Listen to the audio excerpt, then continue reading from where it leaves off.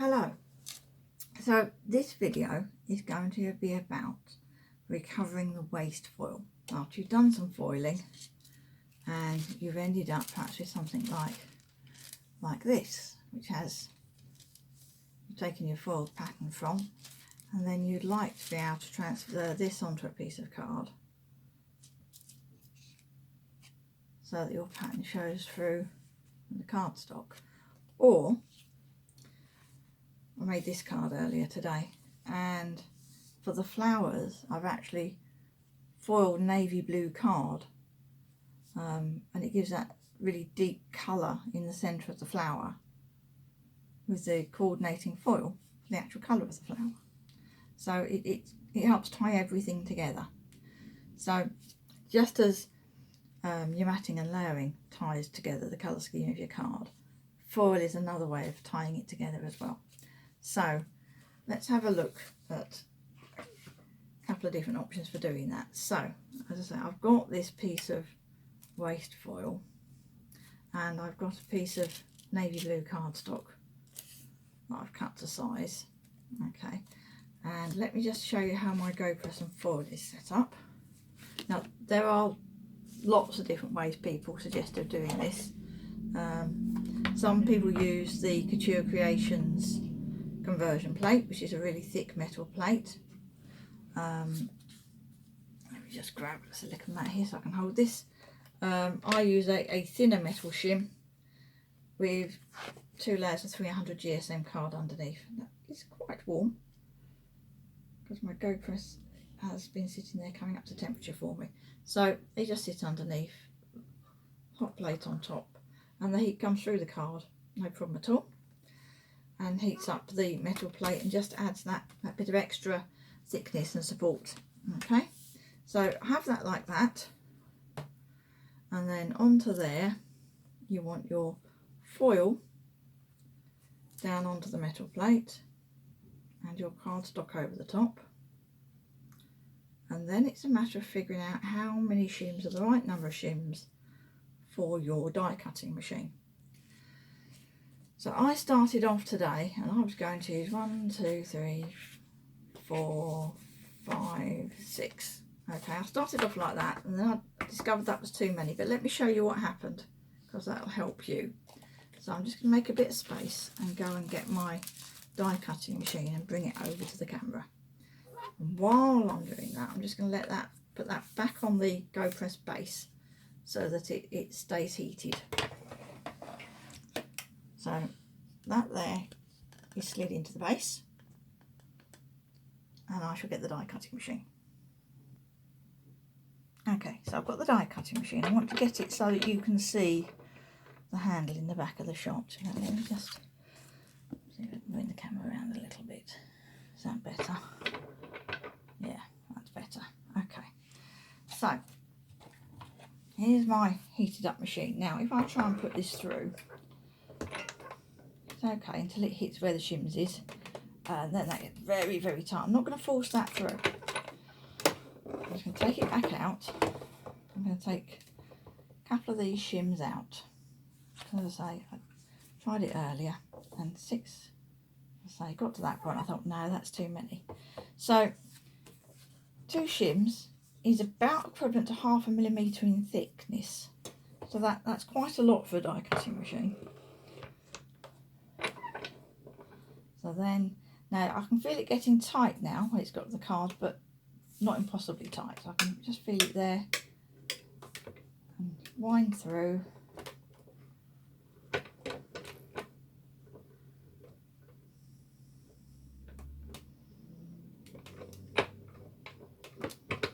Back. And sometimes, because I've got a wide machine, I like to just go at a slightly different angle. A bit like when you turn the die when you're die cutting, to make sure you get the pressure in all the right places.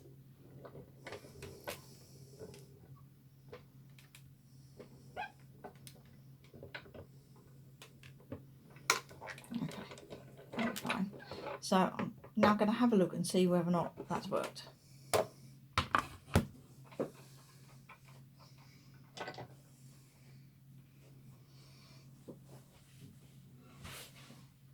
Just tip the camera down a little bit. There we are. Okay, so my shims. 1, 2, 3, 4 shims. Okay, and then what we need to do is pick the card up. Now it can look perfect until you start peeling off the backing from the foil. And that's when you really know whether or not it's transferred. And I can see, because there's still foil attack pattern on my foil, if I put that right up there, that hasn't. So I'm going to put that back in with my 4 shims and heat that some more and do some more rolling.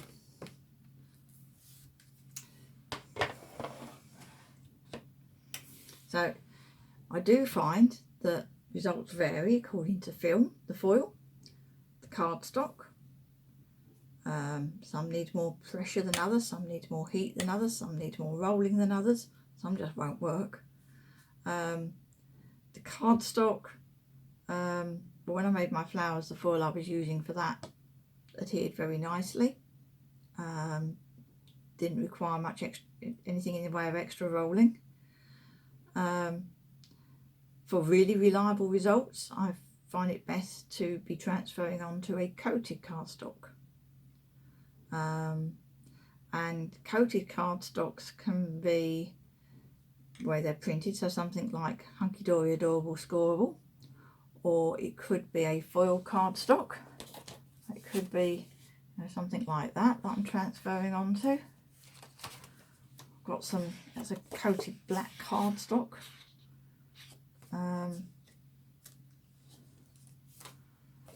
That's a pearlescent coated cardstock. So sometimes they're shiny, sometimes they're not. So you just have to experiment, to be honest. So that's back up to temperature, so I shall roll that again.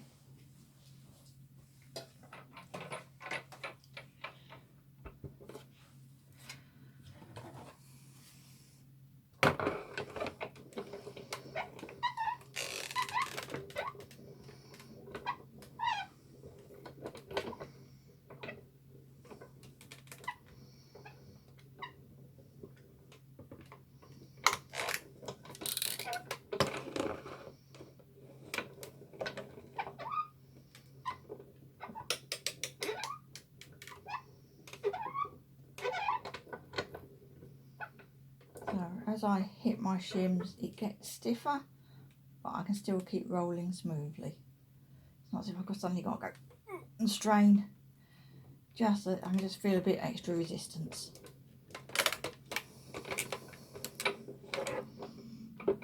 Right.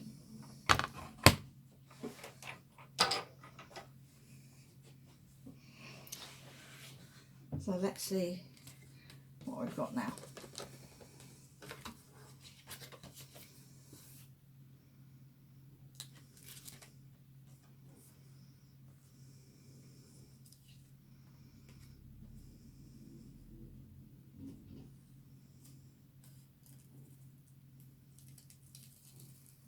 It's better, it's not perfect.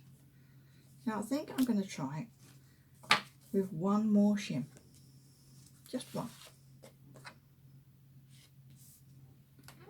And heat it again.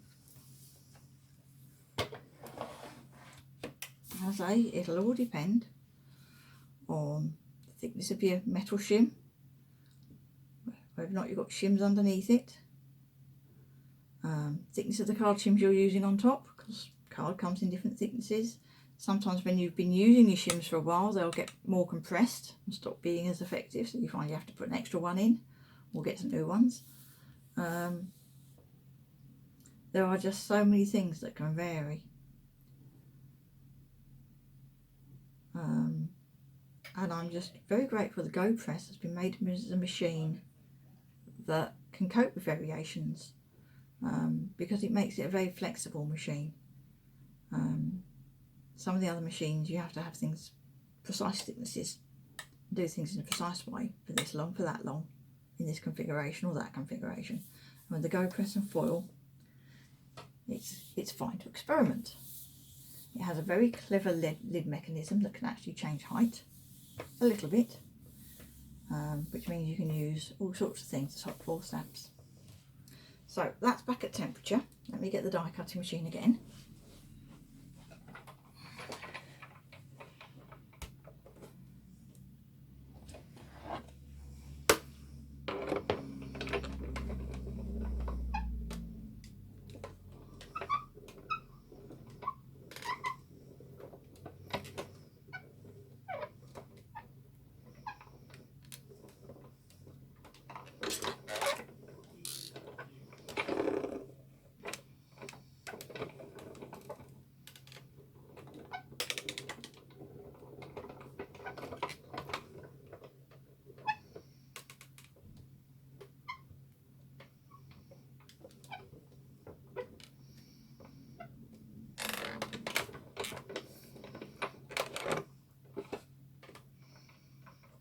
Let's have a couple more blocks.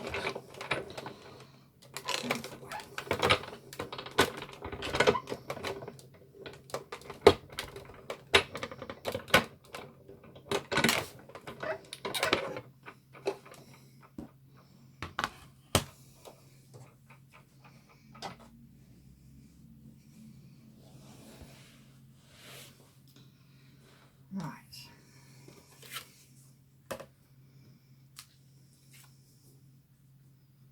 Well, more of it's come off on the shim this time, so that's a good sign. So let's see what we've got this time. Oh, that's better. So hopefully you can see there's hardly anything left on the carrier sheet.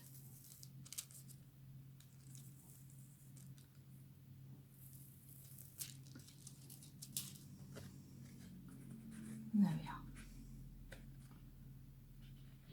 Okay,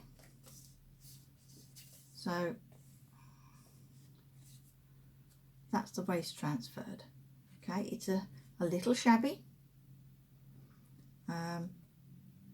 You're going to be very, very lucky if you get perfect transfer both ways with your foiling.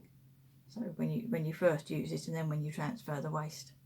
So it's up to you to figure out how that kind of thing fits into your project. But that's how you do it. But for my flowers, I didn't want waste foil, I wanted new foil. So I'm going to put this to warm up.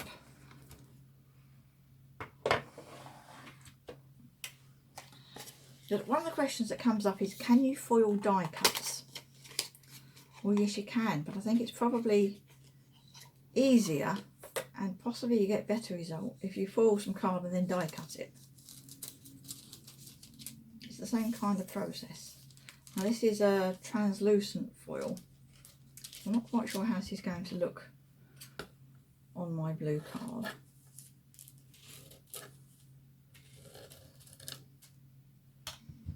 But I thought I'd have a look.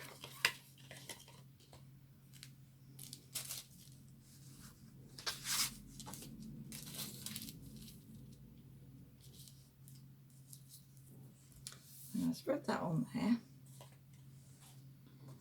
Okay, and with my 5 shims.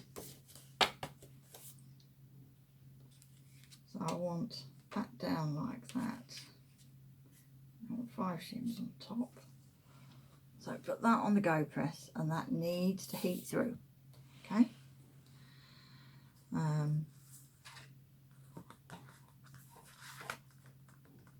So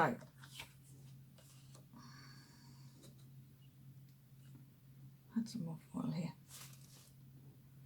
So I'm going to leave that to heat through for a few minutes and then I'll get the die cut machine out and roll it through. Okay, so I've left that for probably a couple of minutes actually. I've been sitting here thinking about what else I'm going to make videos on. So light green, let me turn that round. You see it's on the base. Let's tip that up. You see the light is green, right here. At the back is green. I'll bring that out in a minute and show you. So I can slide that off. Back to the die cutting machine.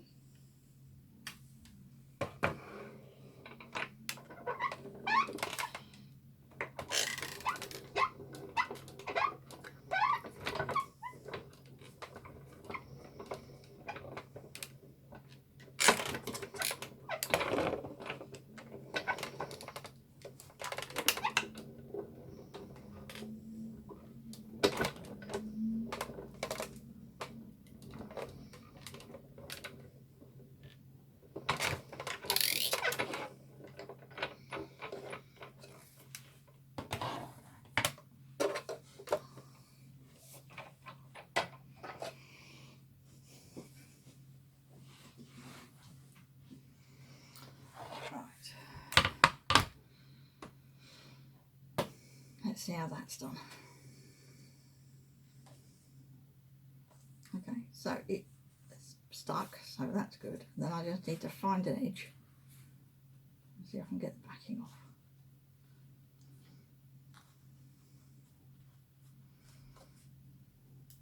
There we go. That's pretty good. Few spots where it hasn't. Okay, I'm going to put it back down. Maybe turn the card round.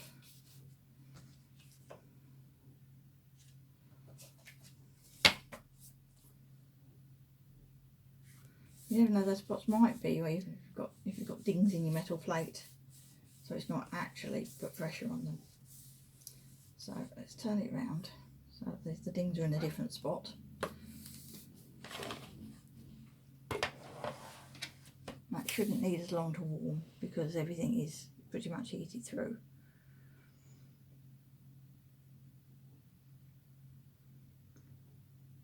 So it's flashing. Typically about 20 seconds when the light's flashing. Let's see if I can actually bring this through. See how far my cable stretches. Turn the camera a bit as well. There we go. So you can see my light is blinking. It's blinking red. Doesn't look it on the camera, I don't think, but it's blinking red. And after a few minutes, that will go green. Not a few minutes, a few seconds. It really doesn't take long. And usually you're cutting a piece of foil or getting the die cutting machine out, or, you know, tidying away the stuff you've been using. By the time you thought, well, I'll just do that, the light's gone green, you've not finished what you were doing. So there, right, it's gone to a steady green now. So that means it's heated up to temperature. So die cutting machine back in.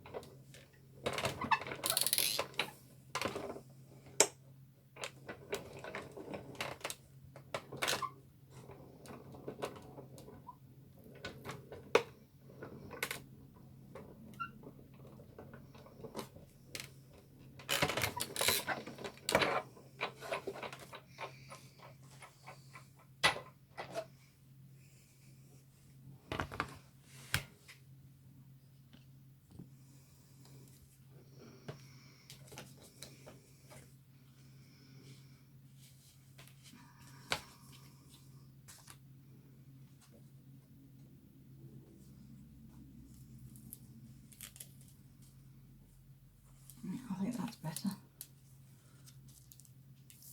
Let's peel that back. That's pretty good. Very, very little left on there. So I could certainly use that for making some flowers. I'm going to do that as a separate video next, so bear with me.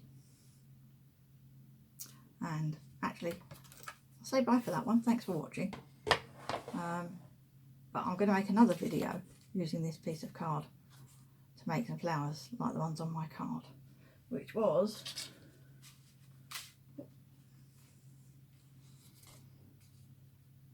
these ones here. Okay, thanks for watching.